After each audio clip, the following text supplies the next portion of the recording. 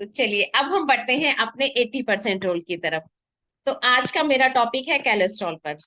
तो आज हम बात करेंगे कि कोलेस्ट्रॉल क्या है, इसके सिम्टम्स क्या हैं, किस कारण से हमारा कोलेस्ट्रॉल लेवल बढ़ता है। तो कोलेस्ट्रॉल लेवल क्या है? कोलेस्ट्रॉल एक टाइप का, जैसे वैक्स होती है, मोम होता है, वैसी एक चीज होती है हमारी बॉडी में। और ये तब तक बुरा नहीं होता जब तक इसका लेवल हमारी बॉडी में हाई नहीं होता। इसका काम क्या होता है? यह शरीर में कोशिकाओं के निर्माण, विटामिन को बनाने और हमारे बॉडी में हॉर्मोन्स को बनाने के काम आता है। लेकिन जब इसका लेवल बढ़ जाए तो ये बहुत सारी समस्याओं को पैदा कर देता है। तो अब हम बात करेंगे कि कोलेस्ट्रॉल के टू सोर्सेज है। एक तो है हमारा लीवर। लीवर अपनी जरूरत के हिसाब से इसको खुद बनाता है।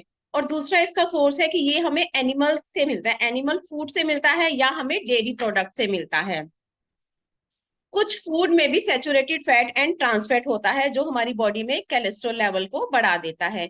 कुछ ऑयल भी ऐसे होते हैं जो कोलेस्ट्रॉल लेवल को बढ़ा देते हैं, जैसे पाम ऑयल हो गया, ट्रॉपिकल ऑयल हो गया। जो हमारी बेकरी फूड में जो भी ऑयल डलता है उनमें ये चीज होती है। तो तभी आपको ने देखा होगा कि जो आपके कोचीज हैं वो आपको बेकरी फूड के लिए मना करते हैं, क्योंकि हर बेकरी फूड में पाम ऑयल या ऐसे ट्रॉपिकल ऑयल डलते हैं ताकि उनको प्रिजर्व रख सके। लेकिन ऐसे ऑयल हमारी हेल्थ के लिए बहुत ज्यादा नुकसान देते हैं। इवन की केक्स वगैरह में भी ऐसे ऑयल बहुत ज्यादा यूज होते हैं। तो हमें इन चीजों का इंटेक नहीं करना चाहिए। तो अब हम बात करेंगे कोलेस्ट्रॉल के टू लेवल्स होते हैं। एक होता है, टाइप्स होती हैं। एक होता है एलडीएल और एक होता है एचडीएल। एलडीएल मतलब लो डेंसिटी लिपोप्रोफाइट और एचडीएल मतलब हाई डेंसिटी लिपोप्रोफाइट। जो एलडीएल होता है उसको खराब कोलेस्ट्रॉल भी बोला जाता है। ये क्या करता है? ये आपकी आर्टरीज मतलब धमनियों में जमा हो जाता है, जिससे बहुत सारी हमारी हेल्थ इश्यू स्टार्ट हो जाते हैं, जैसे स्ट्रोक और हार्ट अटैक आना भी इसी से होता है। और जो एचडीएल है उसे हम एक अच्छे कोलेस्ट्रॉल के रूप में मानते हैं। तो अब हम बात करेंगे इनके सिम्टम्स। किन सिम्टम्स को देखकर हमें पता लग सकता है कि हमारी बॉडी में कोलेस्ट्रॉल लेवल बढ़ रहा है। सबसे पहले तो अगर आपका वेट अचानक से बढ़ना स्टार्ट हो गया है तो ये भी एक कारण है कि आपकी बॉडी में कोलेस्ट्रॉल लेवल बढ़ गया है। उसके बाद अगर आपके पैरों में लगातार दर्द है, अगर आपके पैरों में लगातार दर्द है तो ये भी एक कोलेस्ट्रॉल का कारण हो सकता है। स्वेटिंग, अगर आपको पसीना बहुत ज्यादा आता है तो ये भी एक कारण है कि आपका कोलेस्ट्रॉल लेवल बढ़ा हुआ है। और अचानक ही आपकी स्किन में चेंजेस आए, आपकी स्किन का रंग बदलना शुरू हो जाए, तो ये भी एक कारण है कि आपका कोलेस्ट्रॉल लेवल बढ़ा हुआ है। अगर किसी के सीने में दर्द है, किसी को क्रैम्प्स पड़ते हैं, तो ये भी एक कारण है कि आपका कोलेस्ट्रॉल लेवल बढ़ा हुआ है। ये तो हो गया कि आप अपनी बॉडी में सिम्टम्स देख सकते हैं। दूसरा एक है कि आप लिपिड प्रोफाइल के जरिए भी आपको पता लगता है कि आपकी बॉडी में कोलेस्ट्रॉल लेवल बढ़ा हुआ है। तो अब हम बात करेंगे इसकी रेंज की, कि कितनी रेंज हमारी बॉडी की सेफ है।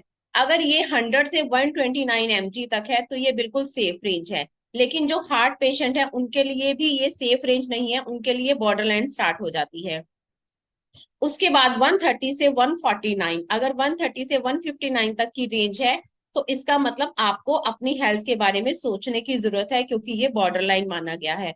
और अगर इसकी रेंज 160 से ऊपर चली जाती है तो ये मतलब आपकी बीमारियों को न्योता दे रहा है। तो हमें इन चीजों का ध्यान रखना है। जब भी आप लिपिड प्रोफाइल करवाएं तो इन चीजों का ध्यान रखें कि आपका लेवल कहाँ तक है। तो अब हम बात करेंगे कि इनके कारण, क्या कारण है जिनके कारण हमारा कोलेस्ट्रॉल लेवल बढ़ जाता है।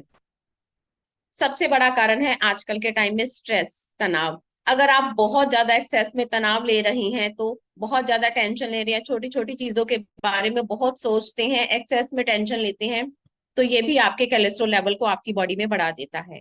एंड सेकेंड थिंग, जो पर्सन अल्कोहल का इंटेक बहुत ज्यादा करते हैं, जो पर्सन अल्कोहल का इंटेक करते हैं उनकी बॉडी में भी कोलेस्ट्रॉल लेवल बढ़ जाता है। थर्ड थिंग, जो पर्सन अपनी बॉडी को बिल्कुल भी टाइम नहीं देते, बिल्कुल भी ना वो वर्कआउट करते हैं, ना वो वॉक पे जाते हैं, बिल्कुल भी अपनी हेल्थ पे ध्यान नहीं देते, तो उनका 100% आज नहीं तो आने वाले टाइम में उनका कोलेस्ट्रॉल लेवल बढ़ ही जाएगा। उसके बाद बात आती है ऑयली फूड। अगर आप बहुत ज्यादा एक्सेस में ऑयली फूड खाते हैं तो आपको भी कोलेस्ट्रॉल होने की संभावना है। उसके बाद जो डायबिटिक पेशेंट है उनको भी कोलेस्ट्रॉल बहुत जल्दी हो सकता है। इसके बाद होता है ओबिसिटी। जो पर्सन मोटे हैं, जो हेल्दी हैं, जिनका ओवरवेट है, उनको भी कोलेस्ट्रॉल लेवल 100% होगा ही होगा।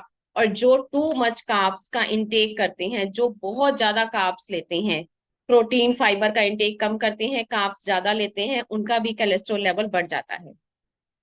तो अब हम बात करेंगे सोल्यूशन की। तो हमें सोल्यूशन सिर्फ उनके लिए नहीं कि जिनका कोलेस्ट्रॉल लेवल बढ़ा हुआ है, जिनको आने वाले टाइम में कोलेस्ट्रॉल लेवल ना बढ़े उनके लिए हम बात करेंगे कि हम क्या कर सकते हैं कि हमें भी कोलेस्ट्रॉल लेवल हमारा कभी भी ना बढ़े, हमारा बिल्कुल लेवल पे रहे। तो सबसे पहले आपको ऑयली फूड छोड़ना पड़ेगा, अपनी किचन में से रिफाइंड तेल को बिल्कुल निकालना पड़ेगा, और जो भी आप अपने घर में ऑयल यूज कर रहे हैं, चाहे वो मस्टर्ड ऑयल है चाहे वो देसी घी है, लेकिन उसकी क्वांटिटी भी बहुत लिमिटेड करनी होगी। उसके उसके बाद दूसरी आती है शुगरी ड्रिंक। आपको शुगर वाली ड्रिंक्स, कोल्ड ड्रिंक हो गए या रूह अफ़ज़ा हो गए, लोग होते हैं ना कि चीनी डाल डाल के घोल घोल के गर्मियों में पीते हैं, कोल्ड ड्रिंक तो ऐसे ही पीते हैं जैसे सिंपल पानी पी रहे हो। तो हमें उन चीजों को भी अवॉइड करना होगा। दूसरा, आपको शुगरी फूड को भी अवॉइड करना पड़ेगा। लिमिट में हर एक चीज सही रहती है, लेकिन जब आप उसको लिमिट से ऊपर ले जाते हैं तो वो कहीं ना कहीं जाके आपकी बॉडी में इफेक्ट डालती है। तो आपको शुगर का इंटेक भी ना के बराबर करना चाहिए।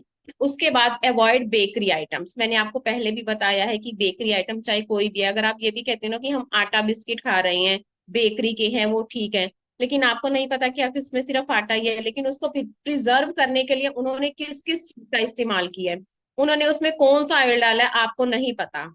वो उसमें पाम ऑयल डालेंगे जो आपकी हेल्थ के लिए बहुत खराब है। उसके बाद पैकेट फूड, प्रोसेस फूड, आपको उसको अपनी लाइफ से बिल्कुल निकालना पड़ेगा। हम कितनी खुशी खुशी अपने बच्चों को पैकेट्स लाके देते हैं ना, चिप्स कुरकुरे, लेकिन आपको पता है कि हम अपनी घर में खुद बीमारियों को न्योता दे रहे हैं अपने बच्चों के जरिए। होता है ना, हमारा बच्चा फर्स्ट आया है या हमारे बच्चे ने बहुत अच्छा काम किया तो हमें एक रिवार्ड के रूप में, चाहे हम ही थे इस क्लब में आने से पहले हम भी ऐसे ही करते थे, एज ए रिवॉर्ड हम कहते थे ना अगर आप ये करोगे तो मैं आपको ये लेके दूंगी। लेकिन हमें नहीं पता जाने अनजाने में हम कितनी बड़ी गलती करते हैं, हम अपने बच्चों को ही मतलब ये कि कितनी मुश्किल में डाल रहे हैं उनके फ्यूचर को। तो हमें पैकेट फूड प्रोसेस फूड का ध्यान रखना है कि हमें अपने बच्चों को नहीं देना और खुद भी नहीं खाना। उसके बाद जो नॉनवेज का इंटेक एक्सेस में करते हैं उनका भी कोलेस्ट्रॉल लेवल बढ़ जाता है। उसके बाद अगर आप अल्कोहल का इंटेक करते हैं तो हमें अल्कोहल का इंटेक भी नहीं करना। और उसके बाद लास्ट में आता है एक्सरसाइज।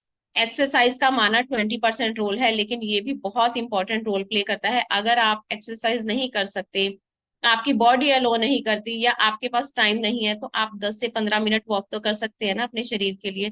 इतना प्रीशियस आपका, आपकी भगवान ने आपको ये बॉडी दी है। आने वाले टाइम में, अभी शायद आपके शरीर में जान है, लेकिन आने वाले टाइम में आपके जितने सगे संबंधी हैं, चाहे आपके मदर हैं, फादर हैं, हस्बैंड है, वाइफ है, कितनी देर तक केयर कर लेंगे आपकी? आपका शरीर आपका है। आने वाले टाइम में आपने ही अपने शरीर का बोझ, मतलब आपने बोझ उठाना है अपने शरीर का। कोई भी अंत के टाइम में आपका साथ नहीं देगा। तो अपने इस प्रीशियस चीज का ध्यान रखिए। कहने को शायद ये बहुत छोटी छोटी चीजें हैं, लेकिन ये अगर आप इन चीजों का ध्यान रखेंगे तो आप पूरा लाइफ टाइम हेल्दी रहेंगे।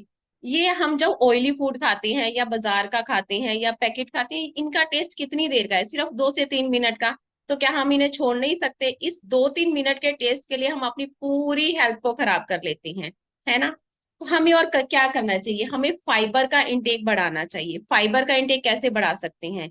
फाइबर हमें कहाँ से मिलता है? वेजिटेबल से मिलता है, सैलेड से मिलता है, फ्रूट से मिलता है। लेकिन फ्रूट में भी कहीं ना कहीं थोड़ी सी शुगर लेवल होता है। तो हमें क्या करना चाहिए? हमें सैलेड सैलेड और जो वेजिटेबल सूप है हमें उस पे फोकस ज्यादा करना चाहिए। लेकिन फिर भी एक लेवल एक ऐसा आता है कि हम सैलेड और वेजिटेबल से भी अपनी डेली लाइफ में फाइबर को पूरा नहीं कर सकते। तो उसके लिए हमारा एक बहुत अच्छा न्यूट्रिशन है फाइबर कॉम्प्लेक्स के नाम से। बहुत सारे पर्सन ऐसे हैं जो अपने शेक में शायद फाइबर कॉम्प्लेक्स डाल के पीते भी होंगे, लेकिन जो फाइबर कॉम्प्लेक्स को इंटेक नहीं करते वो इस क्लास को खत्म होने के बाद अपने कोच से जरूर बात करेंगे कि मैम क्या मैं अपनी डाइट में फाइबर का इंटेक बढ़ा सकती हूँ, क्या मैं अपनी डाइट में फाइबर कॉम्प्लेक्स को ऐड ऑन कर सकती हूँ। तो ये बहुत अच्छा है जो आपके कोलेस्ट्रॉल लेवल को कंट्रोल करके रखता है। इसके बाद एक आता है ओमेगा 3। ओमेगा 3 फिश ऑयल से बनता है, आप सबको पता है, लेकिन ये गुड फैट होता है, बहुत अच्छा न्यूट्रिशन है। ये भी आप अपने कोच से बात करके पूछ सकते हैं कि मैम क्या मैं अपनी डाइट में ओमेगा 3 को ऐड ऑन कर सकता हूँ? इन छोटी छोटी चीजों का ध्यान रखेंगे तो आपको कोलेस्ट्रॉल कभी भी नहीं होगा। तो ये था आज का मेरा एक छोटा सा टॉपिक। आई होप आप सबको अच्छा लगा होगा।